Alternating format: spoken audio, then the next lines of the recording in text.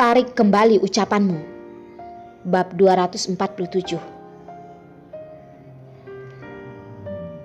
Setelah main seharian, Derik dan merpati gendut yang mengikutinya itu sudah memiliki perasaan. Dengan tidak rela berkata, "Ibu, bolehkah kita membawanya pulang?" Darlin tidak tega melihat tatapan kecewanya, tapi tetap memberitahunya. "Derik, merpati gendut ini adalah milik taman ini. Besok kita baru datang melihatnya lagi ya." "Baiklah, Bu." Derik juga mengerti. Dengan tidak tega mengelus kepala merpati gendut itu. Dengan patuh menaruh tangannya di tangan Darlin. Sambil berjalan, sambil membalikkan kepala. Darlin hanya bisa dengan membujuk mengelus kepalanya. Berjalan keluar. 10 menit yang lalu, Darlin sudah menelpon supir. Saat mereka keluar, mobil sudah berhenti di luar. Supir melihat mereka pun membukakan pintu mobil untuk mereka.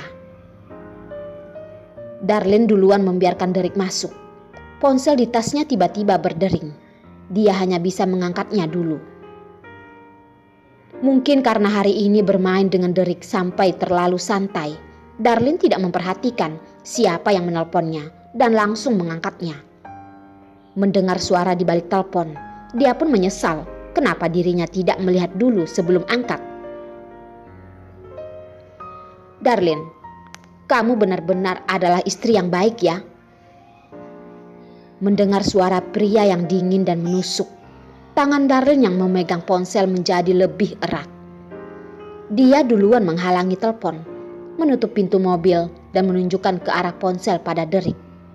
Mengatakan padanya untuk tunggu di dalam dulu. Sebentar lagi dia akan kembali. Derik pun menganggukkan kepala, mengartikan dia mengerti. Setelah Darlin berjalan lebih jauh, dia pun melepaskan tangannya yang menghalangi ponsel. Mengerutkan dahi dan bertanya, "Yos, kamu menggila apaan lagi?" Ucapan yang tidak masuk akal. "Hah, kenapa? Aku gila atau kamu yang tidak tahu malu dan pergi ke rumah orang untuk memasak?" Emosi Yos yang sudah ditahan seharian saat mendengar suara Darlin pun meledak. Benar-benar wanita licik. Di hadapannya terlihat begitu terluka dan sedih. Dalam sejenak pergi memasak untuk pria lain. Dan juga tersenyum dengan begitu tidak tahu malu.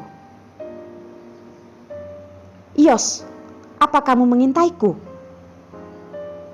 Bagaimana Yos bisa mengetahui dia memasak di rumah Hendrik? Reaksi pertama Darlin adalah dia diintai orang. Memikirkan Yos yang mungkin saja menyadari keberadaan Derik, akal sehatnya pun buyar. Tidak bisa tenang lagi. Pria dengan suara yang dingin dan kesal. "Mengintaimu? Darlin, kamu masih tidak pantas." Mendengar Yos tidak menyuruh orang mengintainya, walaupun dipermalukan oleh Yos, dia juga tidak marah. Untung saja sifat Yos yang angkuh tidak mengizinkannya melakukan hal rendahan ini.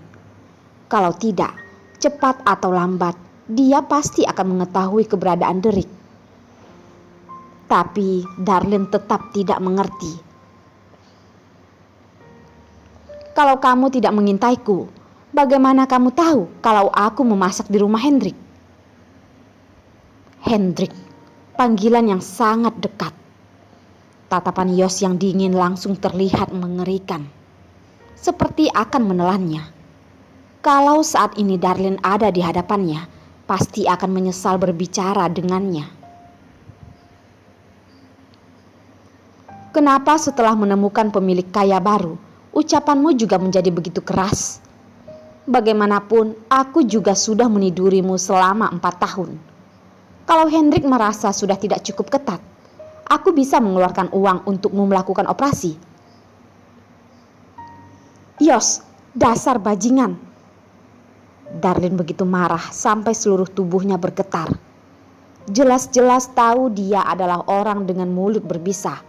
Tapi setiap kali ucapan kasar yang keluar dari mulutnya tetap membuat hatinya sangat sakit. Dia tidak mengerti mengapa Yos begitu memaksanya. Apakah kebahagiaannya dibangun di dalam penderitaannya? Ucapan yang begitu memalukan, dia bahkan bisa mengatakannya. Aku brengsek. Bukankah kamu suka aku memperlakukanmu seperti ini? Apakah pria itu yang lembut seperti Hendrik bisa memuaskanmu? Asalkan Yos memikirkan Darlin yang mungkin saja sudah tidur dengan Hendrik, tatapannya pun menjadi begitu dingin seperti bisa membunuh orang. Asalkan Darlin mengakui dia sudah tidur dengan Hendrik, dia pasti akan membuat Darlin tahu apa itu penyesalan yang datang terlambat. Darlin benar-benar sangat marah. Setiap kali Yos menelponnya hanya untuk mempermalukannya. Tapi setiap kali dia selalu terluka, dia tidak tahan dan menjerit ke arah ponsel. Yos, kamu kira kamu itu siapa? Aku bersama dengan siapa juga bukan urusanmu. Setelah sejenak, tiba-tiba terdengar senyuman sinis. Nada yang marah dalam seketika menjadi menawan. Suara bicaranya pun menjadi begitu menggoda.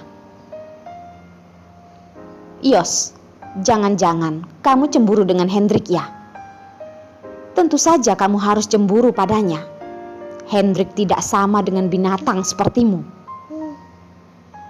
Demi sengaja membuat Yos marah, Darlin sudah tidak peduli. Menarik nada akhirnya dan berkata, dia itu sangat lembut padaku. Bagaimana? Bukankah ingin membandingkan siapa yang lebih kejam? Kalau begitu, ayo saling menyakiti. Begitu lama tidak terdengar suara dari dalam telepon. Keheningan yang bahaya itu membuat seluruh tubuh Darlin menjadi kebas. Bahkan ada keinginan untuk melempar ponselnya. Insting memberitahunya kalau dia seharusnya langsung menutup telepon itu saja. Tapi pria di balik telepon bersuara. Nada rendah yang sengaja memperlambat ucapannya membuat Darlin dengan jelas mendengarkan suaranya. Darlin, aku berikan kamu satu kesempatan untuk menarik kembali ucapanmu. Saat ini tatapan pria sangat dingin bagaikan badai akan segera datang. Wajah tampan yang dingin terlihat senyuman sinis. Kalau orang di sampingnya melihat ini, pasti akan ketakutan sampai penyakit jantung kambuh. Darlin mengira Yos akan mengatakan ucapan yang mengancam. Tidak menduga adalah ucapan sederhana seperti ini. Dia sama sekali tidak merasa bahaya sedang mendekat dan juga tidak menyadari rasa mengerikan dari ucapan Yos. Dengan tidak takut mati mengikuti nada bicaranya, tersenyum dingin dan berkata, "Haha, kalau begitu apakah aku harus berterima kasih pada seluruh keluargamu? Yos, ku beritahukan padamu, aku tidak menyesal. Dan tolong ke depannya jangan menelponku lagi. Aku tidak ingin mendengar suaramu yang menjijikkan ini. Aku..." Darlin masih belum selesai berbicara. Telepon sudah ditutup. Dia termenung melihat ponsel selama beberapa detik dan marah. "Yos, kamu kira kamu itu raja ya? Siapapun harus mendengar perintahmu. Aku malah tidak akan mengikuti keinginanmu itu." Awalnya suasana hatinya hari ini sangatlah baik. Setelah mengangkat telepon Yos yang tidak senonoh ini, Darlin bagaikan barusan memakan kotoran. Lambungnya merasa mual. Dia tidak ingin terus merasakan rasa sakit ini. Dengan marah menyimpan ponsel dan berjalan ke arah mobil. Sama sekali tidak menganggap ancaman Yos. Bahkan setiap kali Yos berkata seperti itu, dia tetap hidup dengan baik.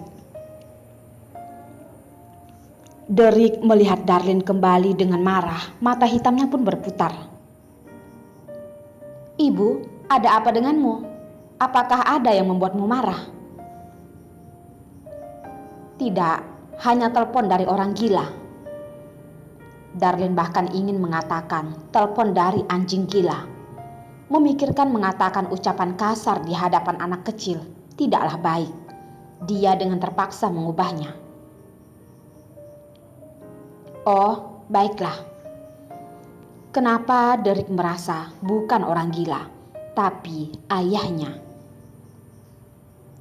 Nona Darlene, apakah sudah bisa kembali?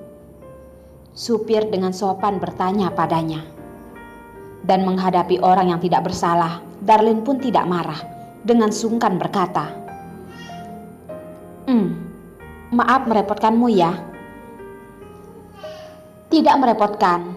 Ini adalah hal yang seharusnya aku lakukan, ucap supir sambil tertawa.